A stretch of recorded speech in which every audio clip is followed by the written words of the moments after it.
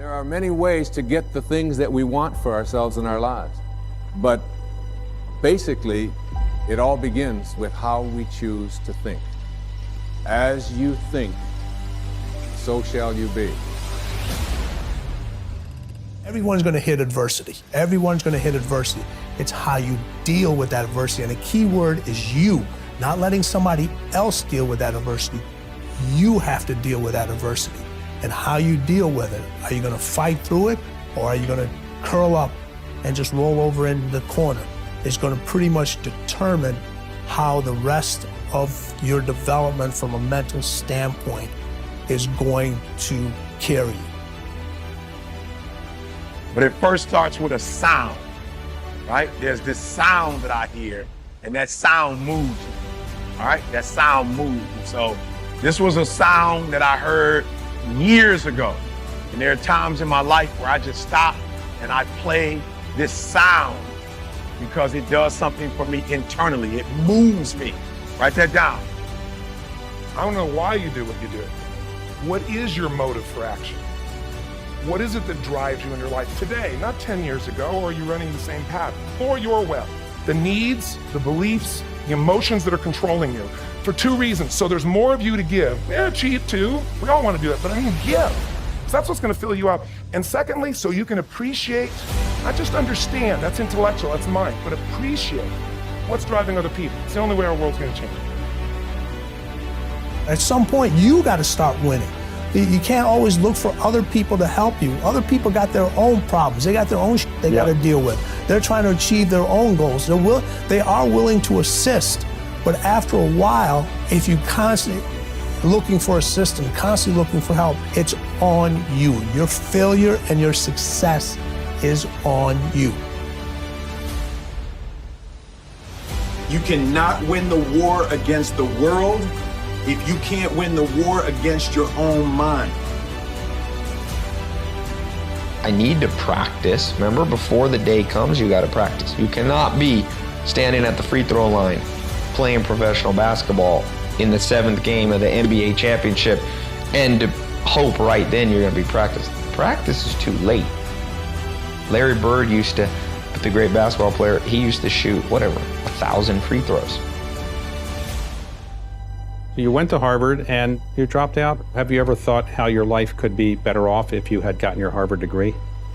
Well, I'm a weird dropout because I take college courses all the time. I love learning company courses and things, so I loved being a student. And there were smart people around, and you know, they fed you and they gave you these nice grades that made you feel smart. So I feel it was unfortunate that I didn't get to stay there, but I don't think I missed any knowledge because, you know, whatever I needed to learn, I was still in a learning mode. You need to be moved. Whatever it is that you can do literally to incite it. Listen to me very closely.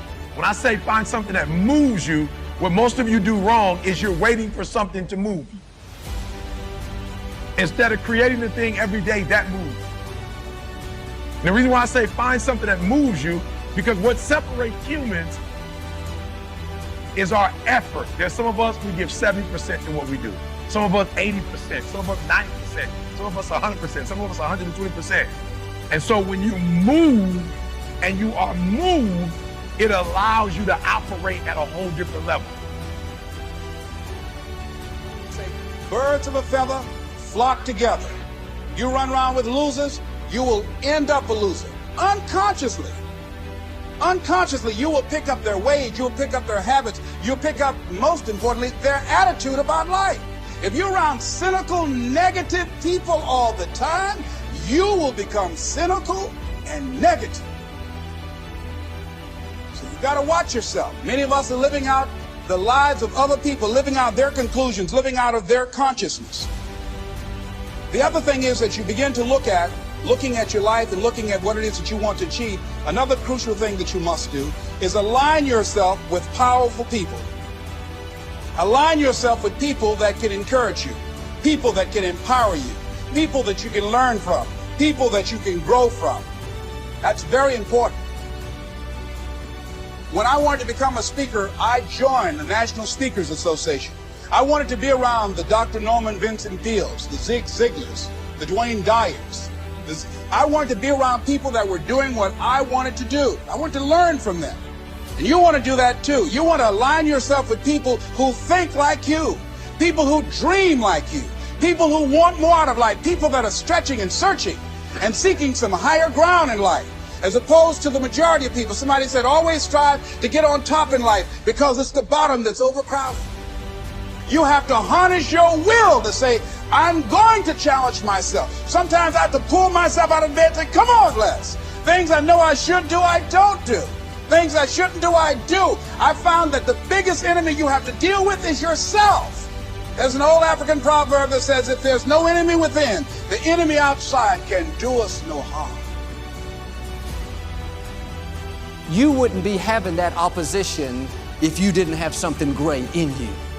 If your dream wasn't alive and on track, right on schedule to come to pass, you wouldn't have so many things coming against you.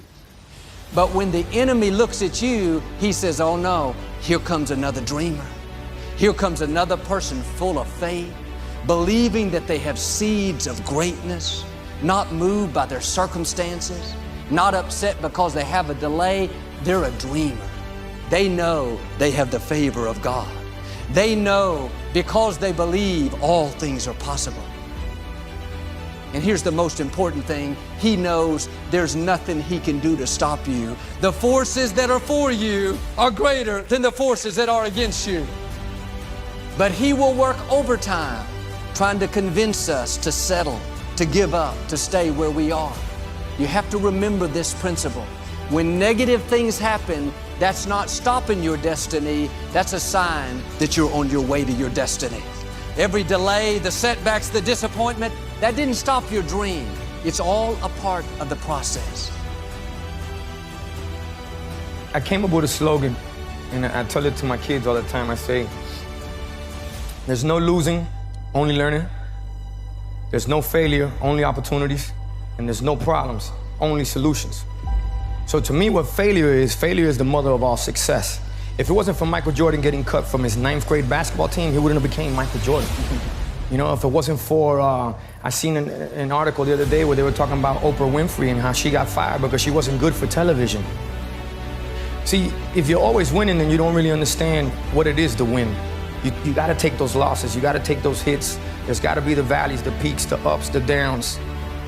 In order for you to, when it does happen, you go, wow, qué rico.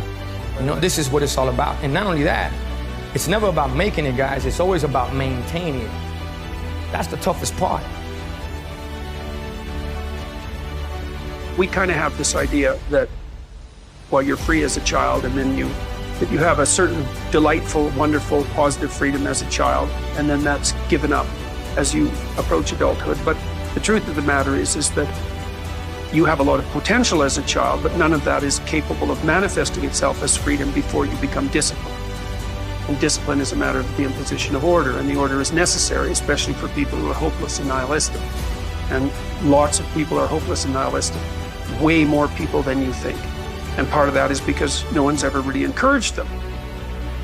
If you're going to become a concert pianist, there's going to be several thousand hours of extraordinarily disciplined practice. That's the imposition of order on your potential, let's say. But what comes out of that is a much grander freedom.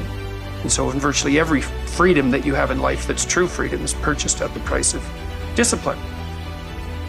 You know, I'm always looking for new ways to explain the power of the 5-second rule and the power of 5-second decisions.